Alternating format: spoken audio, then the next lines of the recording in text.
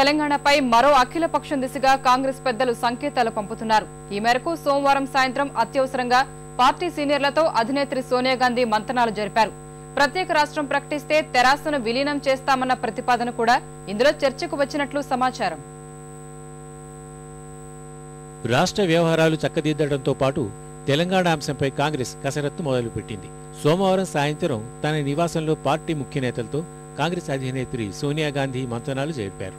రాష్ట్ర వ్యవహారాల పర్యవేక్షకుడు గులాం నబీ ఆజాద్, కేంద్ర మంత్రులు షిండే, చిదంబరం, వాయిల రవి, సోనియా రాజకీయ కార్యదర్శి అహ్మద్ పటేల్ సమావేశంలో పాల్గొన్నారు. తెలంగాణ అంశంపై ప్రముఖంగా చర్చించినట్టు తెలుస్తోంది. పార్లమెంట్ సమావేశాలు ముగియడానికి 2 రోజుల ముందు ఢిల్లీకి వచ్చిన కేసీఆర్ అప్పట్నుంచి అక్కడే మకాం వేశారు.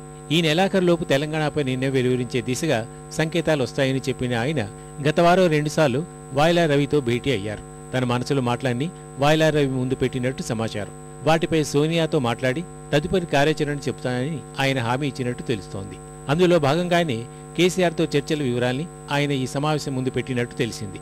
తెలంగాణ ప్రకటిస్తే తెరాసను విలీనం చేస్తామన్న ప్రతిపాదన కూడా తమ చర్చల్లో వచ్చిందని ఆయన ఈ సందర్భంగా చెప్పినట్టు సమాచారం.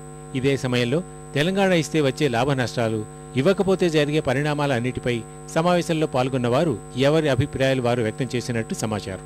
రాజకీయ పార్టీలు ప్రాంతాల వారీగా విడిపోయి భిన్నాభిప్రాయాలు వ్యక్తం చేస్తున్న నేపథ్యంలో ప్రత్యేక రాష్ట్రంపై నిర్ణయం అంత సులభం కాదని వ్యాఖ్యానించినట్టు తెలుస్తోంది. ప్రస్తుతం తెలుగుదేశం అభిప్రాయాన్ని మార్చుకున్నట్టు కనిపిస్తున్నందున మళ్లీ అఖిలపక్ష సమావేశం ఏర్పాటు చేసి అందరి అభిప్రాయాలు అడిగితే సరిపోతుందని కొందరు అన్నట్టు సమాచారం.